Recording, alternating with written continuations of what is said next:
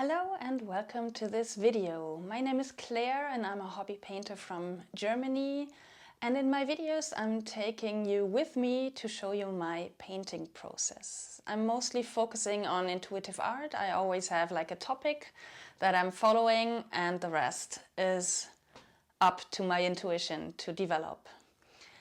Yeah, today the topic is open your senses. And recently I was in the forest right behind my house. I'm living right in front of a natural reserve with a big forest, or rather big. Depends on how you define big, I would say. And I was recently walking around and I was so caught up in my thoughts that at some point I realized that I was caught up in my thoughts and not being aware of my surroundings at all. And that led me to open up my senses, to take a look around and open my senses in every way to really dive into my surroundings instead of just focusing on my thoughts and being caught up in them. And it's kind of like a mindfulness thing, if you would call it like this. But it really helped me to get out of my head and into my body and really focusing on what's happening around me, especially now in spring where everything is so lush green and colorful and everything. I had the feeling that I was missing something if I didn't open up my senses. And I even did a yoga class about this topic, because I'm also a yoga teacher. And then I decided to take this as a topic for my painting. And as usual, I'm gonna show you the process in a time-lapse video before, so you're gonna see the whole process in a really condensed period, and then I'm gonna explain what kind of stuff I use, what colors, what equipment, etc., and do a little interpretation of how the process was for me. So enjoy the rest of the video and thanks for watching right up front.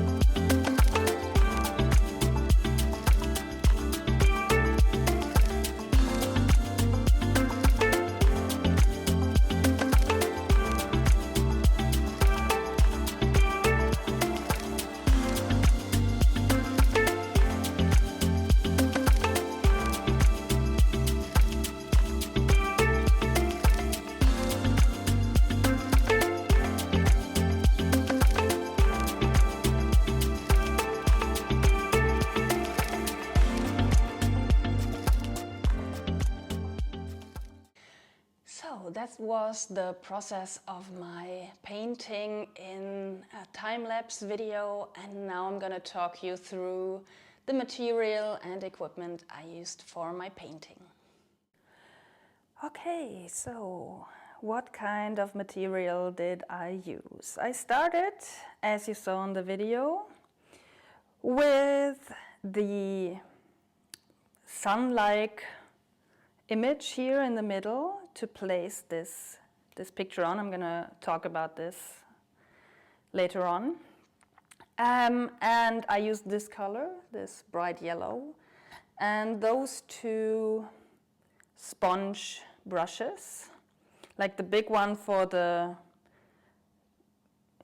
big area and the small one for the rays.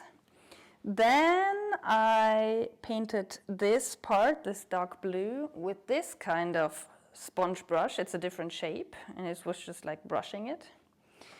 Then I used this, is it correct? Yeah, it's this one. This, I'm not sure how it's called, actually. It's like a, I would call it like a wooden brush, even though I think those are not brushes, but rather material for sculpturing, of which I have no idea how it works. But I'm using it to put structure on my paintings. And I just did this kind of movement for that part. Then I used another shape of this wooden brush, I'm going to call it like this now, for the green area.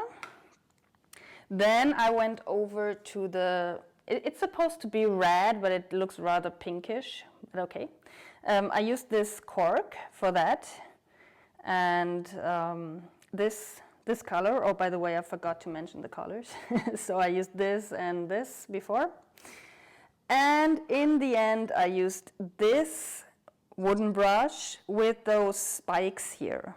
And this gave kind of this, line structure with the pink. I actually thought I would use it purely, but when I applied it onto the cardboard, it actually looked the same as the red color, so I mixed it with white to make it a little lighter, and I'm happy I did this because I'm pretty sure it would have looked pretty much the same. Yeah, and then I actually used I did that before, to be honest. I cut out all the different organs, the senses, out of old magazines. I used like 4. It's 2 yoga magazines and 2 it's like mindfulness magazines, I would say, to cut out different eyes, mouths, hands, noses, and ears to represent the senses. So, yeah, and of course I used some glue and some scissors to cut some stuff and to glue all the senses onto the paper. And that's the material I used, and now I'm going to talk you through my process. So first of all, for sure, if you've watched my 2 other videos I've already published, then you might have noticed that I'm in a different space right now. I had to give up my cellar painting area in order for my husband to do some stuff down there.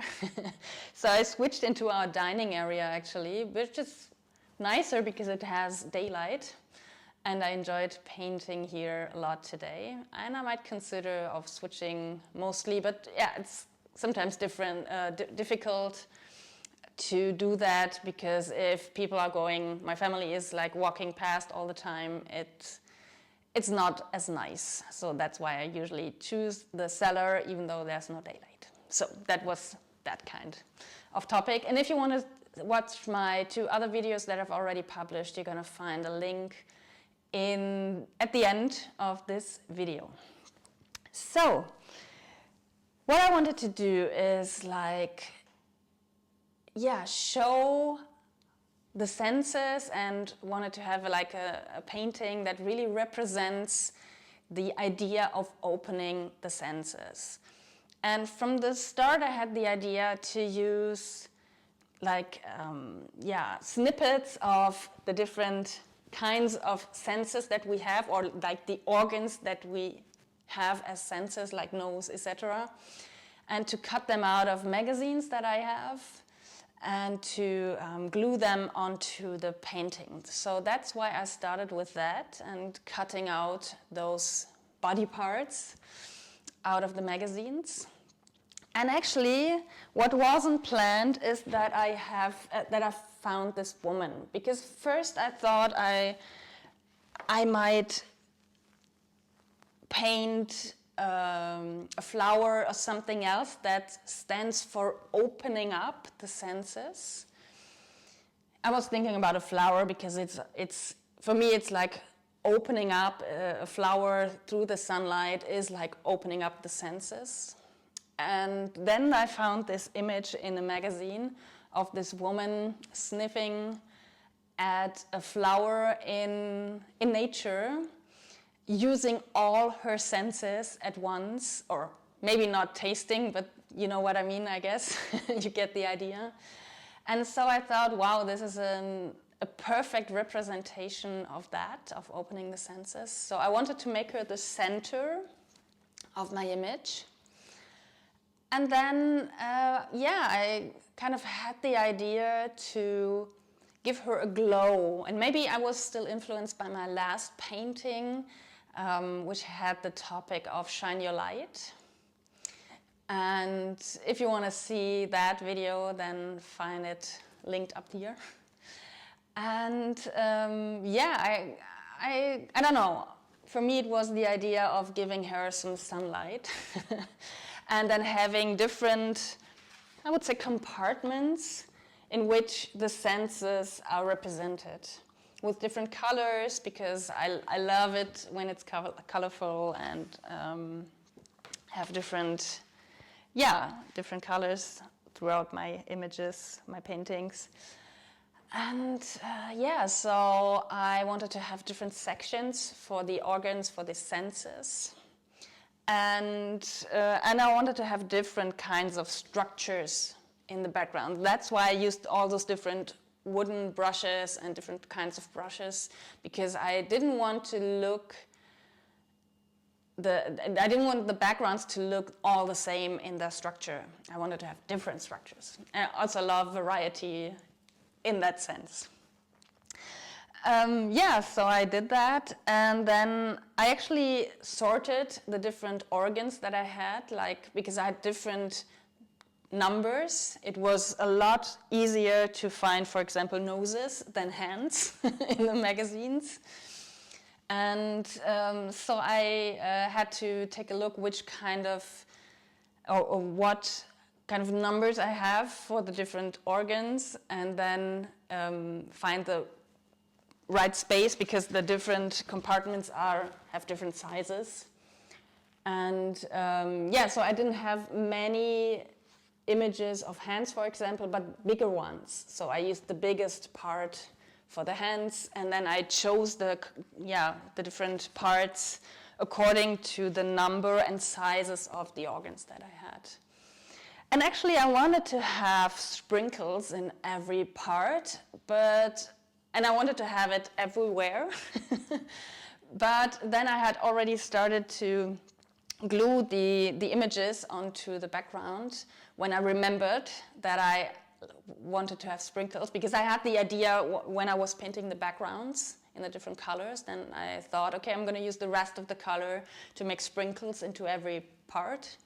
But then I forgot. I started to glue, and then it was too late. So I thought, okay, I'm going to glue. It must have had a reason why I forgot, to be honest.